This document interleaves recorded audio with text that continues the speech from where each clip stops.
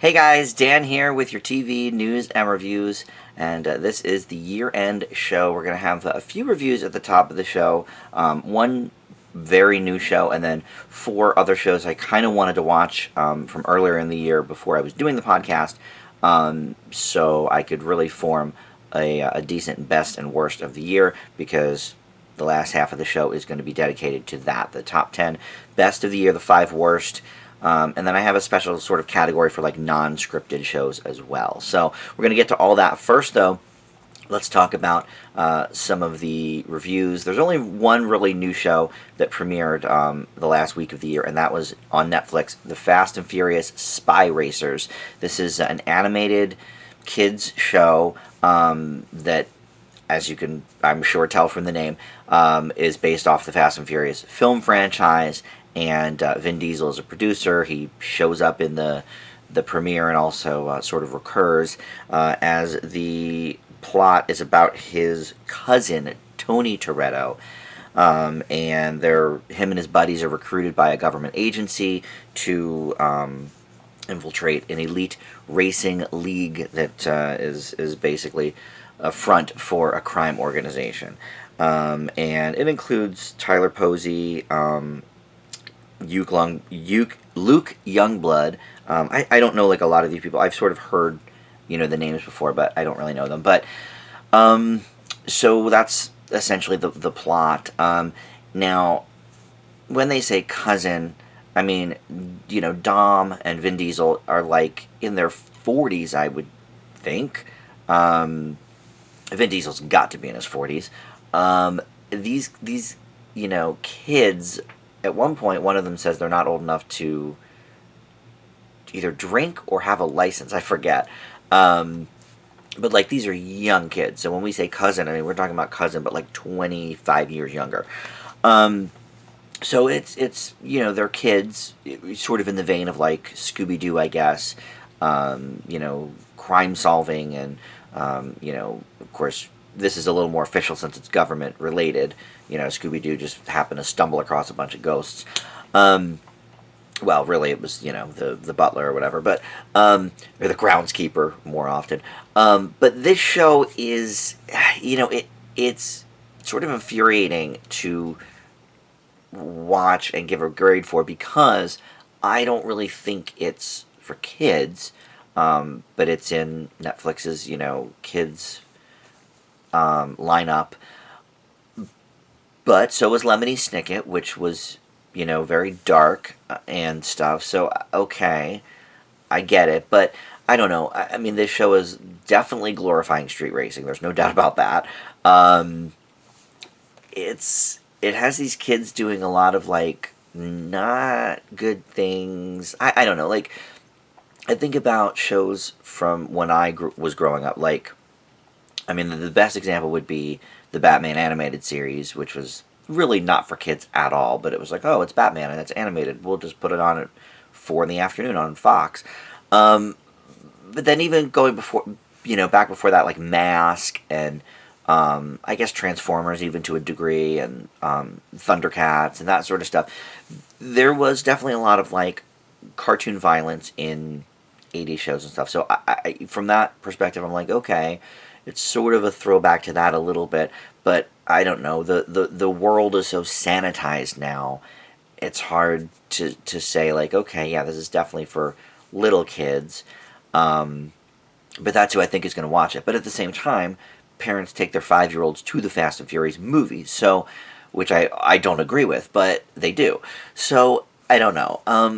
As a show, it's okay, but the problem is it has all the trappings of all of the last, like, 3 or so Fast and Furious films. Fast and Furious is an interesting franchise because it started out just as a street racing movie, and then it did well enough that they made another one, and then another one, which was Tokyo Drift, which was horrible, and then they, like, brought The Rock in, and then Fast 5 was, like, the best one, and it was amazing, and then they steadily, like, went on this, incline of they were just kind of powerhouse action movies. They were barely about street racing. So this sort of takes all of the crappy stuff from the original franchise, because it's a lot about street racing. But then it adds in the actiony and espionage stuff that we've seen in the more recent movies, but it's also ridiculous. Like, the worst part about the newer movies is that they're just so stupid, ridiculous.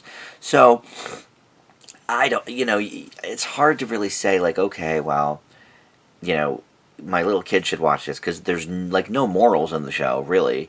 Um, and usually I like to see something like that in a kid's show. But then I think back and, okay, well, I watched a lot of shows back in the day that maybe they didn't have a lot of morals or whatever. But then at the end of each episode, they would have like, oh, here's a PSA about recycling or something, and this certainly doesn't have that. It's also serialized because the first episode ends on a cliffhanger. Um, that I can sort of feel either way about, just because it's Netflix, so you can really just binge it if you want, and it's like the age of cliffhangers barely exists anymore. So I'm gonna give the Fast and Furious Spy Racers a C minus. It's okay. I think it's probably for an older child demo, even though that's not really how it's going to be positioned. But I think fans of the franchise will really like it. But I'm not a huge fan of the franchise at this point in time. I liked a lot of the middle movies, so this sort of falls more on the spectrum of the original series, and then like the more recent movies that I really don't like. So I leave it with a C minus. So now we're going to talk about 4 older series. I say older, but older as in like they came out earlier in 2019, but I didn't start doing the podcast till September. So last few weeks I've been kind of trying to catch up on some of these shows that I really wanted to see. So this week we've got Russian Doll, When They See Us, Chernobyl, and The Boys. So 2 of those are just miniseries, so this is sort of one and done for those. But Russian Doll and The Boys will be returning in 2020. So let's start with... Actually, I guess let's start with the miniseries then, which would be When They See Us will be the first one, and that is on Netflix. It's only 4 episodes, but they are long. They're an hour plus each. And it's about this group of kids in the 80s. What are they called? The Central Park 5 or something? Anyway, there's a Central Park rape and also an attack, like a mugging on a biker. A bicyclist, not a motorcyclist. And these kids are sort of there when it happens, and get lumped in with whoever actually did it. These kids didn't do it. They didn't have anything to do with it, but wrong place, wrong time, wrong crowd. And so they all end up, getting arrested separately, interrogated separately. So they turn on each other. The interrogators really basically force their hand. Some of them even threaten the parents, like John Leguizamo plays a father who's, just trying to get by, and he knows his kid didn't do this, but, the cops are threatening him, and this other guy is in it as... I've seen him before, too. Is it Michael Wilson? Or is it Michael K. Williams? He plays a dad who's been to jail before, and his employers don't know it, and the cop basically, like, threatens, hey, we're gonna, tell your employers about... it would be a real shame if your employers found out about your history in prison, So he basically forces his son to say whatever the cops want to say. Like most of the shows I review on this podcast, I only really have time to watch so much TV, so I only really watch the first episode of most of these shows. So this is a 4-part miniseries. I saw the first one, but even just from that first episode, I know that this is riveting. I mean, first of all, it's so important to watch these kinds of things. It is definitely a little heavy-handed. I won't deny that. It's heavy-handed in the terms of, like, it makes every cop everywhere look horrible and, racist, and that's obviously not necessarily true, but it was in this case, and so they're showing it, how it happened. And yes, it is a little heavy-handed, but I think it's effective.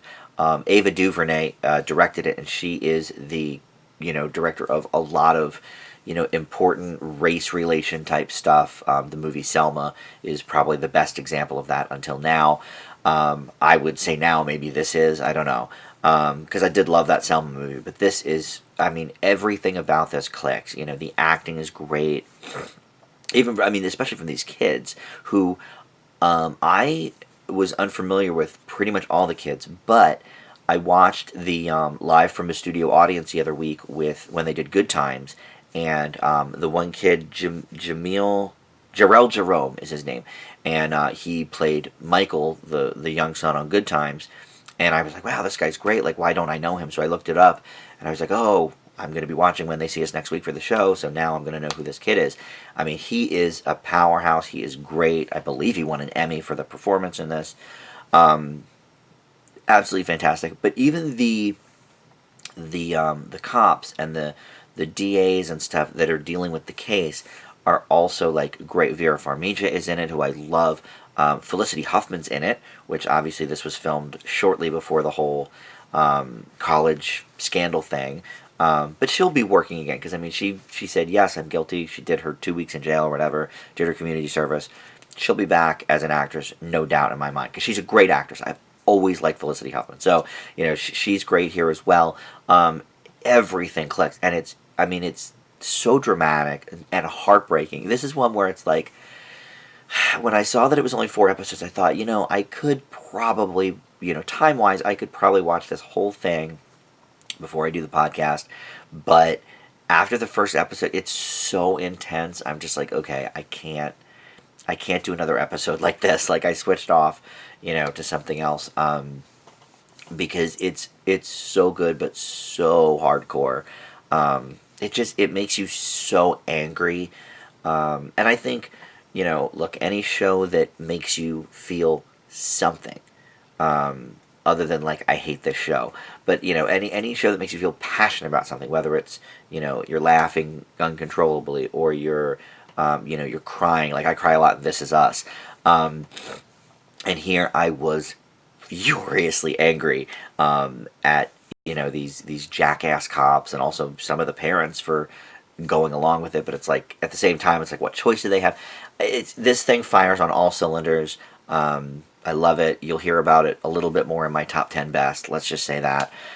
So I'm going to leave When They See Us with an A and leave it at that.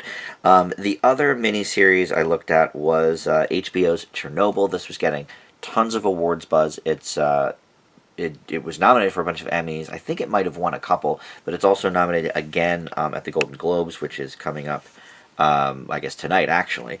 But yeah, I mean, a lot of awards love on this, and this is only 5 episodes, so you know it won Outstanding Limited Series at the Emmys, for example. But yeah, so there's only 5 episodes to this, and they're all an hour. So these are both pretty short miniseries, which I like. You know, this is how miniseries were back when I was a kid. It was like, you know, 2 nights, 2 hours apiece, you know, 4 hours total. That was it.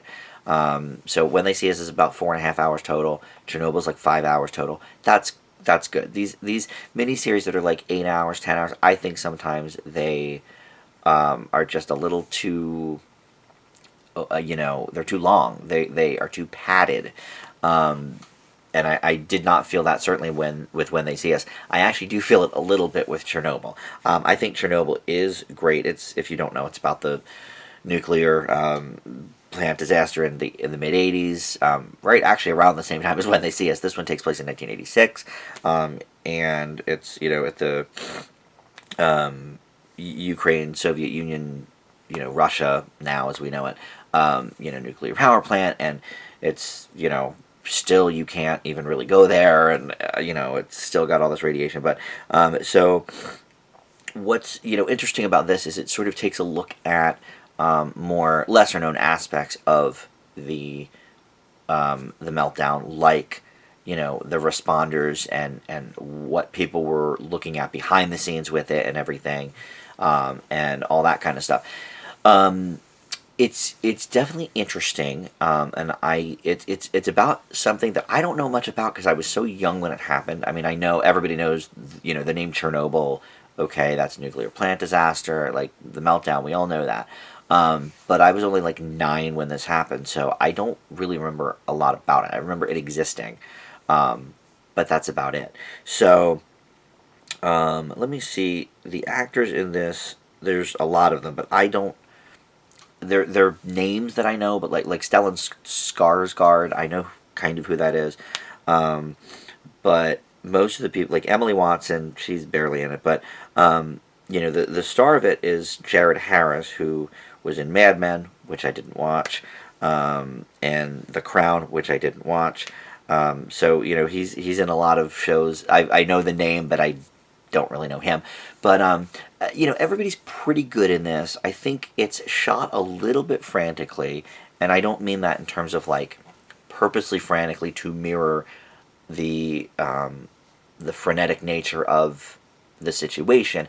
I think it's more that like it's I just sort of all over the place is what I mean by that. Like, yes, there's some shaky cam moments and like urgency of the scenes or whatever, but it's more like it's just sort of all over the place. But I thought the acting was good. I think the subject matter is fascinating, and I probably will eventually finish this series, but it's not one that I'm like, okay, like some of the other ones I'm going to talk about, and when they see us, I'm like, okay, I gotta get on this. Like, I want to see the rest.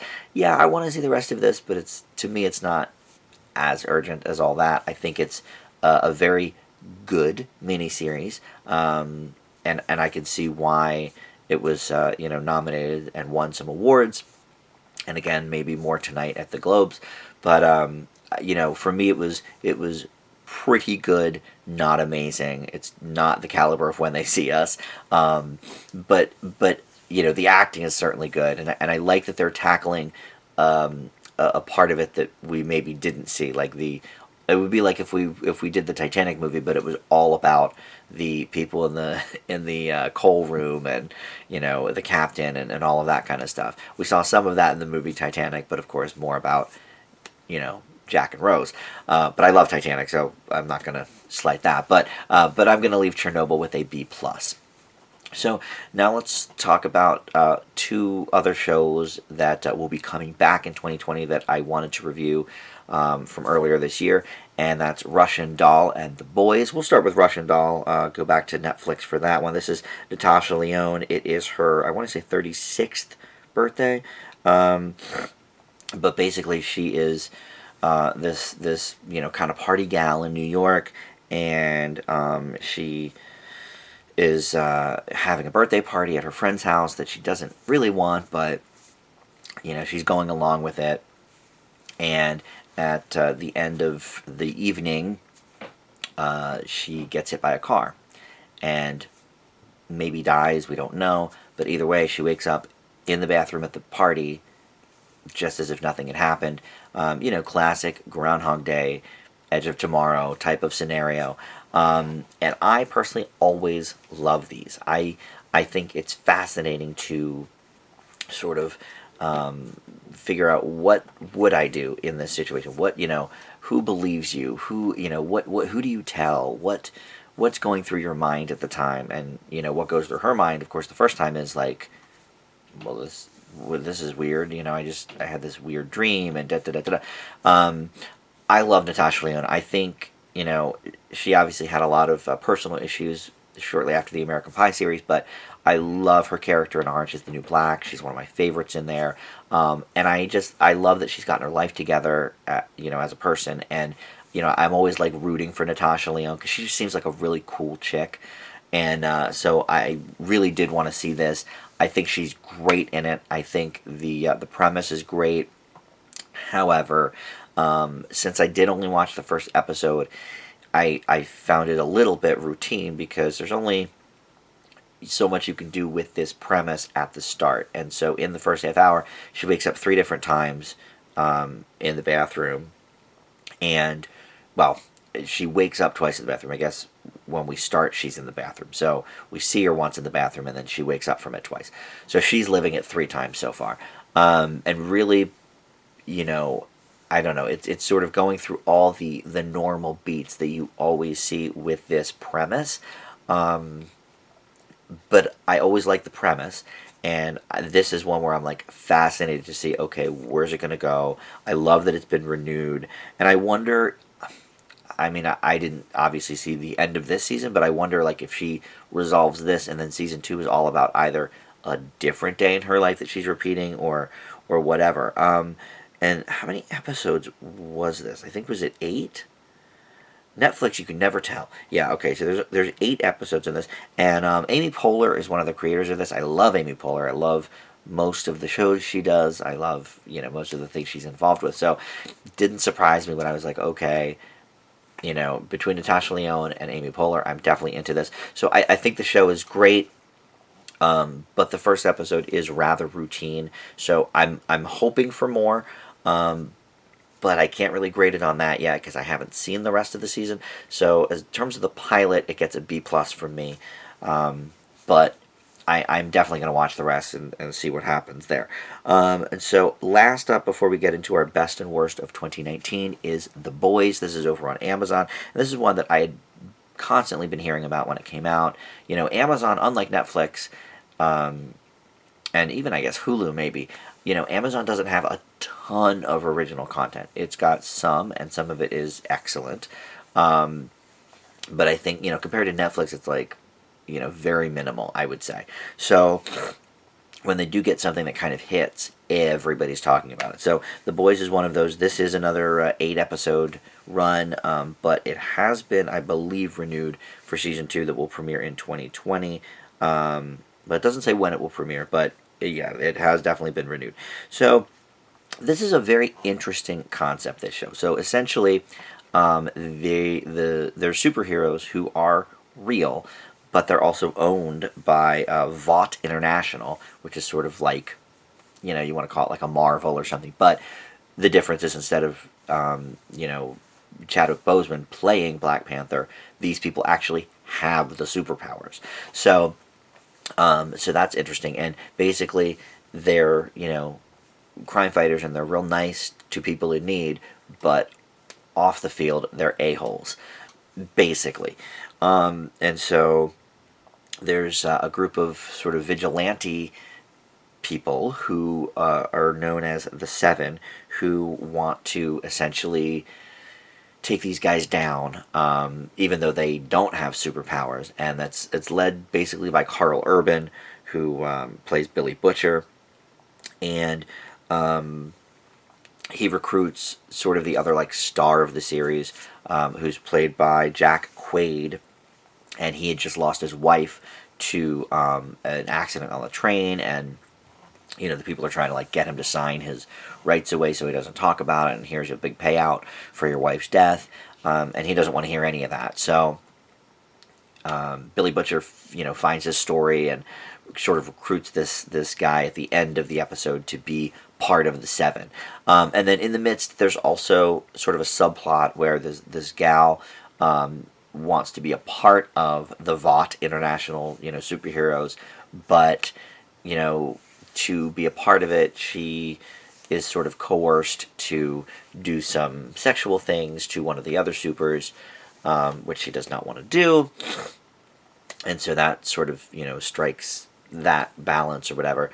But that's sort of a side plot. We might delve in more to that. But I think the main plot really is about the idea of just the boys, versus the supers. I liked the concept of this. I think, again, the first episode is slow. I think it's there's so much to set up because it's basically entire world building. And here's one that like I think again will probably get better, much like Russian Doll. I think look, a pilot is hard, and that's why doing this review show is kind of hard, because most of the time I'm only reviewing the pilot. And it's hard because you have to set up an entire world. Now, if you're doing Fast and Furious Spy Racers, maybe you don't, because if you're watching it, you already sort of know the gist of the Fast and Furious films. But I think it's hard to set up, a concept like this because you're building the entire world. But I like where they're going with it. I'm definitely intrigued. I think the acting is okay. I've certainly seen worse in dramatic pieces. But I've also seen a lot better. Carl Urban is one of my favorite, like, underrated actors. I thought he was great as Judge Dredd. He's great in the Star Trek series. He has his stumbles as well, though. I don't think this is one of them, but I also don't think he's giving it his all here. maybe I haven't seen enough out of him. He's not front and center in the pilot episode, but he is front and center in all the marketing. So I guess my assumption is he will be more front and center as the series continues. But I don't know. But so I leave The Boys with definitely a positive grade, but with some hesitation because I found the pilot to be a little slow because it's a lot of world building, and I think the acting is just sort of okay. So I leave The Boys on Amazon with a B. So with that, let's move into the best and worst of 2019. Now, let's keep in mind that the only things I really review on this show are new series. So everything in best and worst is basically going to be like the best new and worst new series of 2019. I watch other shows, don't get me wrong. I watch like 60 to 70 shows a year. Probably even more than that. Certainly more than that now that I'm doing the show. But in terms of shows I like keep up with and watch every episode of, it's probably 60 or 70 or so. And so as a result, I get behind. So I'm actually on sort of, last season's network shows and stuff.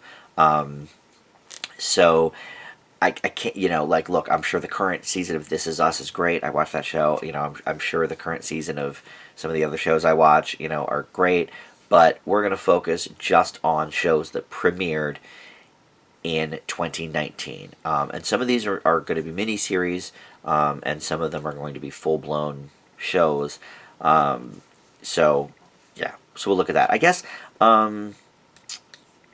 let's start with the worst, I guess. Let's sort of get that over with. So for number 5, I had a few choices that sort of were all in that like C- type range when I reviewed them. And like I decided that a lot of them are just sort of well-meaning but missed the mark. And I think you could say that about actually most of the shows on this worst list.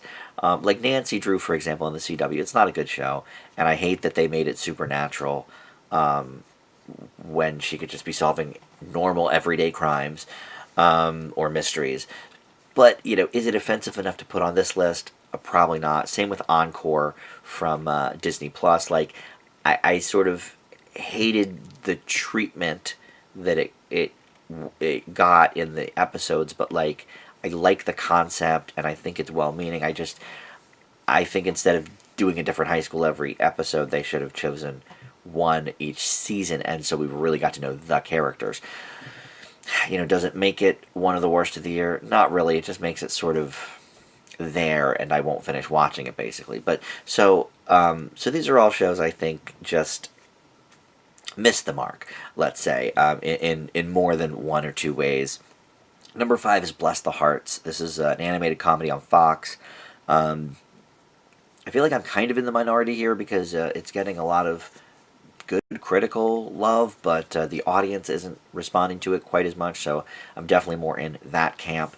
On Fox's Sunday night lineup, it's sort of a dumbed down and more hick version of King of the Hill, and that was already fairly southern. So Bless the Hearts is number 5 worst of the year. Number 3, also on Fox, Almost Family. Just kind of a gross show. Like, I don't like the concept of it. The acting was not that great. And it's about the dude who was this like a insemination doctor and ingested his own sperm in a bunch of women. So we've got all these siblings now. I don't know. I think it's well-meaning, but I think it's trying to be like a This Is Us or Parenthood and really tug the heartstrings, and boy, it didn't do it at all. Number 3 is Soundtrack, which I think I just reviewed last week. That is on Netflix, and that is a show where it's like drama, but it's sort of like Glee, but instead of singing, everyone's lip-syncing, so it's basically just different music videos with story sort of around it. I thought it was an interesting concept, but it really failed on execution. So that's the number 3 worst. Number 2 worst is something I actually graded fairly high. I think I gave it a C or a C+, but the more I thought about it, and I haven't watched any subsequent episodes, but the more I thought about it, I was just like, this is actually a terrible show. I was kind of giving it the benefit of the doubt because I like some of the actors involved, but that's Perfect Harmony on NBC. I am shocked that this show is still on and Sunnyside got taken off because I thought that was a much better show. Obviously, the ratings didn't reflect that, but boy, Perfect Harmony just misfires on almost every cylinder. Like I like Bradley Whitford a lot, but it didn't work for me. I don't see where it can even really go. It did tug at my heartstrings a little bit, though, which is, I think, why in that first episode I gave it a more positive grade. But upon reflection, this is definitely among the worst of the year. One of the worst sitcoms, I think, in a little while. And by the way, I definitely graded things like Bob Hart's Abishola, worse than Almost Family when I was doing the reviews. But in terms of comedies, I think Bob Hart's Abishola, at least, no pun intended, has its heart in the right place. This just, I don't know, it's a classic, like, curmudgeon story. Not too good. And then the number one worst of the year is the Jason Momoa program, See. That's SEE. It's over on Apple Plus TV. And it's actually the only Apple Plus show you're going to hear about today because none of their shows got into my best of the year. I do like The Morning Show, and I did actually finish that whole series. I watched all 10 episodes, and it got progressively better, but I still don't think it's among the best of the year. But I am happy that it's coming back for season 2. But this See with Jason Momoa is awful. Yeah, I would say by far the worst of the year. It's the only D I've given out this whole year. I haven't failed anything, but boy, this one came close. I mean, the world building is terrible. The set design is terrible. The acting is not good. The plot is substandard, let's say. I mean, it's not awful, but it's nothing new. Yeah, highly, highly not recommended worst of the year. So before we get into the top 10 best, I want to have special dispensation for the best non-scripted series of the year, because I do review just about everything on this show. I don't do a lot of like the documentary type shows, but like reality shows, talk shows, game shows, I've done all of that on the show. So I wanted to talk about a few of those, two of them which premiered earlier in the year, so I've never got to review them on the show. So I wanted to kind of give some love to those. These aren't really in any particular order, but just 3 shows. Really, and I didn't even plan this, but these are my 3 favorite non-scripteds, but it's sort of one from each genre. There's one sort of like reality/competition show, there is a talk show, and there's a game show. So the talk show is one that I did review on actually my very first podcast review episode for TV, and that is the Kelly Clarkson Show. I think this is a great addition to daytime TV. She is so bright and funny and bubbly, and I think her interviewing style is amateurish for sure, but she will get that. She will get there. I know she will, because she just everything she attempts, she succeeds at. And I love that she sings a cover song, chosen by the audience at the beginning of every episode. Like, I think her happiness is infectious, so I love that one. And then the 2 I didn't really get to talk about earlier in the year. One I just kind of started watching last week because I saw it on Hulu, and that is Mental Samurai. This is a game show hosted by Rob Lowe, who, like Kelly Clarkson, super likable. I keep seeing him on these Atkins commercials, and it just makes me think, like, wow, he does look great. Maybe I should try some Atkins, But this is a game show that sort of combines trivia with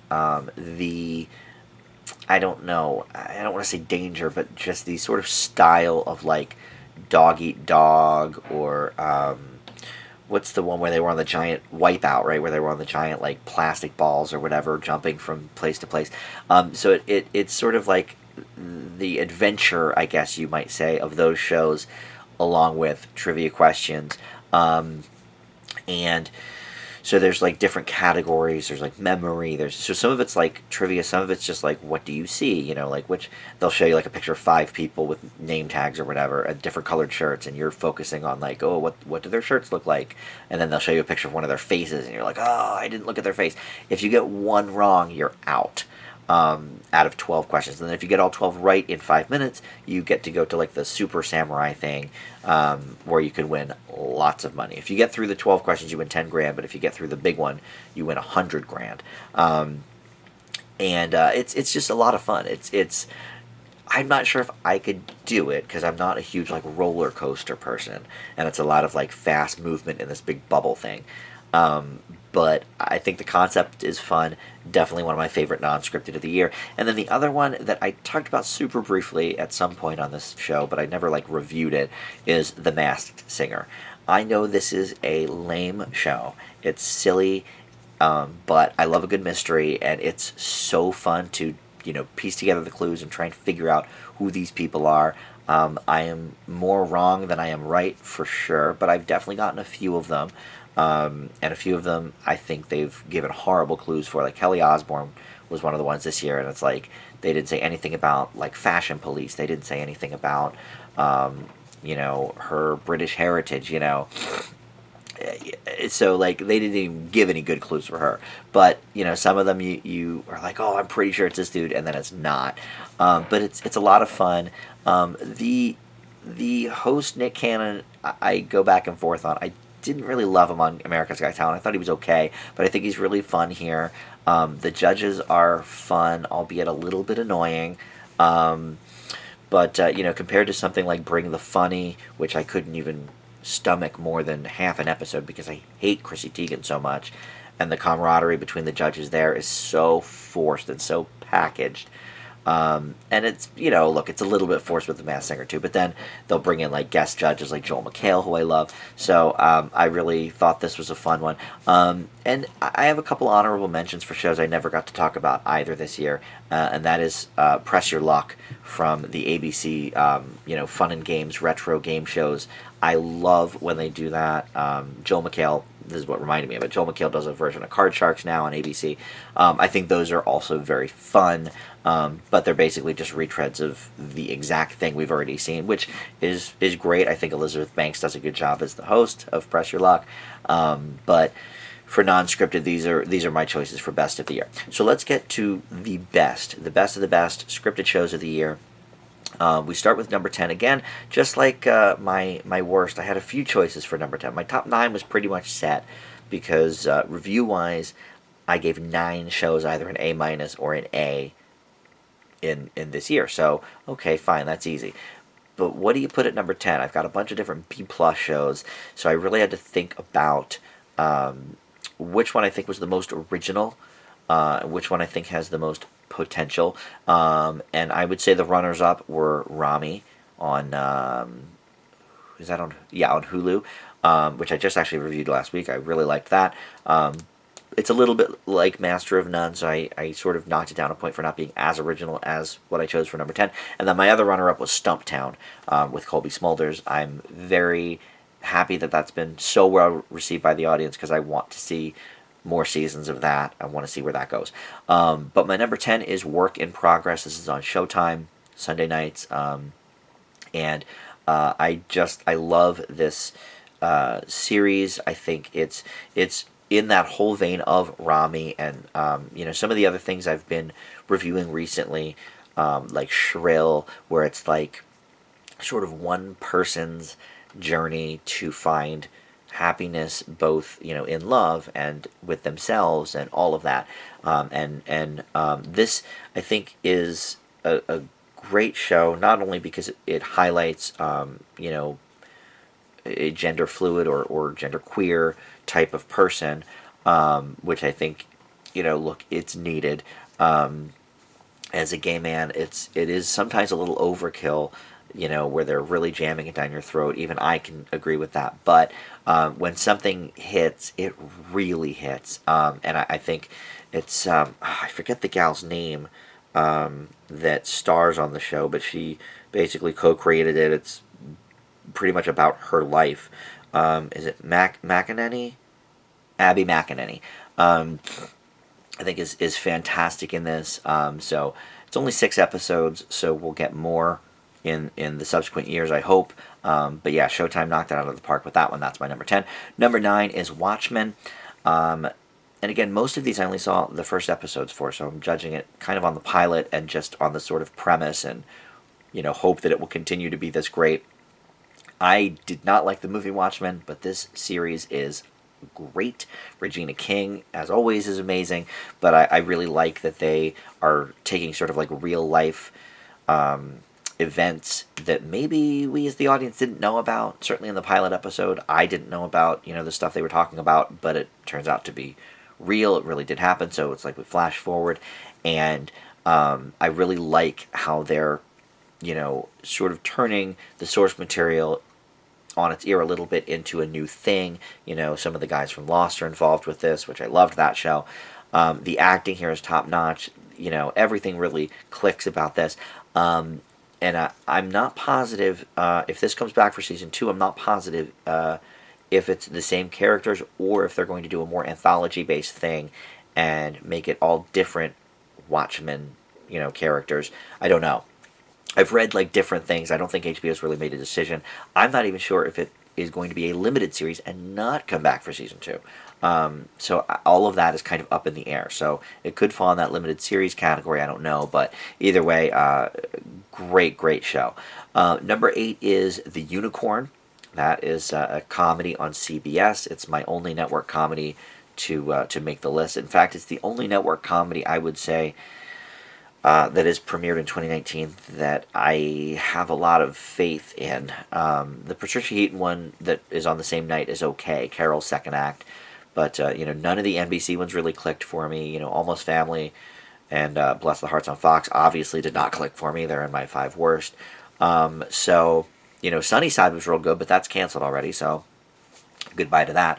But Walton Goggins, plays a single dad who is a newly widowed person and sort of navigating his life and his way maybe back into dating, and it's a very sweet show and funny, so I like that one. Number 7 is Emergence. That is over on ABC, and I always forget the gal's name who plays the lead, and she's been in a lot of great stuff. Downward Dog was a decent show, but I know her most from Fargo, the TV series. Allison Tolman, yeah, she is great. I every time she pops up on something, I'm like, this gal is really fun. She's a good actress, and this is a great sci-fi show. There's actually a slew of interesting sci-fi shows on networks this year. I guess every year since Lost, but this year especially, there's like some good ones. Evil on CBS is another one. I believe I actually maybe did give that one an A-, but I don't have quite a fondness for that as I did for like Work in Progress or Stumptown. But it's from the Kings, which did like The Good Wife, which I love. So I don't know if it's husband and wife or brother and sister or whatever, but the Kings. And so that's a really great series on CBS. But for me, the sci-fi network show of the year is Emergence, with the little girl who, we don't really know where she came from in the pilot episode. There was like a plane crash, but she wasn't really on it. But where did she come from? Is she an alien? We get like little clues, before the end of the first episode, but not much else. And I'm happy that this one as well is getting a good response from the audience, and we'll probably see a season 2 of that. Number 6 is Unbelievable. This is a limited run miniseries that Netflix did. This is one that I watched the entire thing of because it was on my first or maybe second review episode, so it was when I had a little more time to just sit down and watch 8 hours straight of something. And that's what I did with Unbelievable. Great cast. Great story, true story about this girl who was raped and then is sort of made to believe that it didn't happen because her story kept changing and the details weren't as clear. Yeah, because she was in her own mind at the time, because it was the only thing she could do to survive the rape. So it takes a look at all of those angles of like, where does your mind go when something like this happens, and how do you prove that this really happened and that you're not making it up and that you really were attacked and all of this. It's and the the lawyers that are on her side, it's just everybody fires on all cylinders here. The acting's great. But here again, the only reason I didn't give this a straight up A, is because I do think at 8 episodes it's padded a little bit too much. It gets a little repetitive, dealing with the interviews and stuff.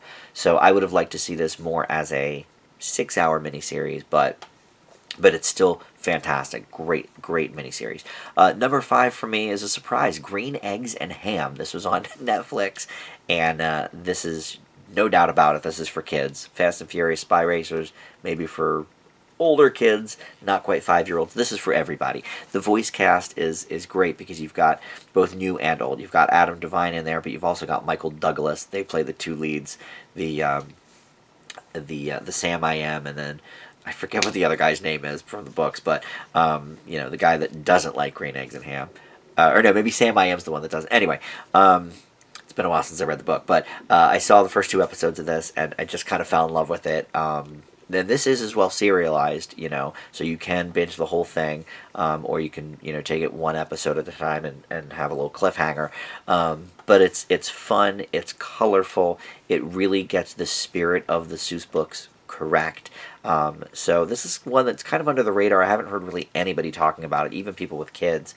But I think this is one not to sleep on. Green Eggs and Ham, my number 5 best new series of 2019. Number 4, another one on Netflix, Dead to Me. Finally got to see this a couple of weeks ago and just loved it. Christina Applegate and Linda Cardellini, they're a great pair together. They have great chemistry. Whether they're fighting or whether they're laughing or whatever. The concept of this is great. A little bit dark for sure, but I'm glad that this one is receiving some awards love, and I think maybe up for a Golden Globe or 2 tonight, but I know it was up for a bunch of Emmys back in the fall.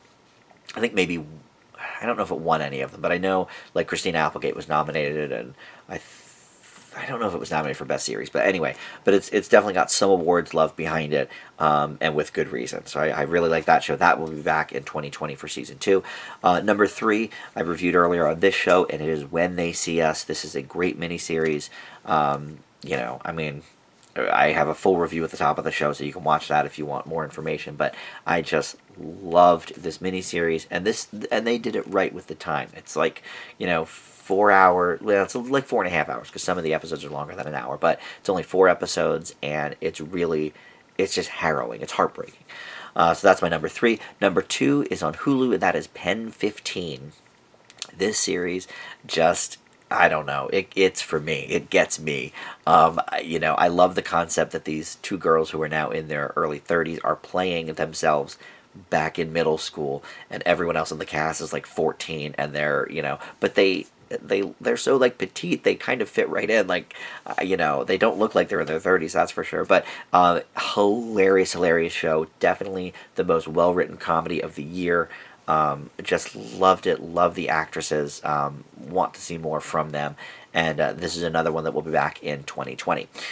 My number 1 of the year is something that I reviewed, I think on on the second review show that I did, because I think the first one was just Kelly Clarkson, The Brady Bunch, and the Dave Chappelle special. So I got really into the meat and potatoes of the fall season, starting with episode 2, and this one was a part of that, and it's Undone on Amazon. This series is just so groundbreaking. It's rotoscoping, and it's not really a comedy, but there's some comedic elements, but definitely much more of a drama. It's not, I wouldn't even call it a dramedy. I think it's a drama, but it's so great. It's about this gal who has a car crash, and when she wakes up from her coma, she starts seeing visions of her deceased father, played by Bob Odenkirk, and he's sort of talking to her into solving the mystery of his own death, and at the same time she's got to sort of live back in the real world now that she's out of her coma, but knowing certain things that maybe she shouldn't know. And just the way it's done is amazing. The way it's written is amazing. It looks so cool. It looks like nothing else out there. And the gal that plays the lead, I forget her name, but she played the lead in Alita Battle Angel as well, so she's used to sort of that rotoscoping and green screen sort of technology to film her characters. And so she just knocks it out of the park. You know what? I'm going to look up her name too because I want to give her due.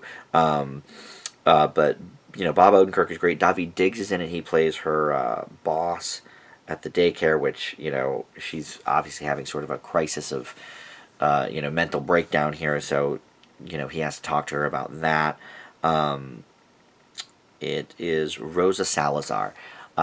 Yeah, she's great, and this got renewed as well in 2020. This is one where it's like if it was a limited series, it would be okay because it ends on like sort of a cliffhanger, but at the same time, like it also, if it wrapped up, I would have been completely satisfied with it, and it would have been like one of those great one season wonders, or mini series or whatever. But it's fantastic. Highly recommended. My favorite of the year is Undone. So that's going to do it for the show. Next week we start back with all new shows because now that it's January, networks and streaming alike is going to be shoving out more shows. We haven't had any broadcast network shows other than the Dennis Leary holiday miniseries. We haven't had any broadcast network shows for a while.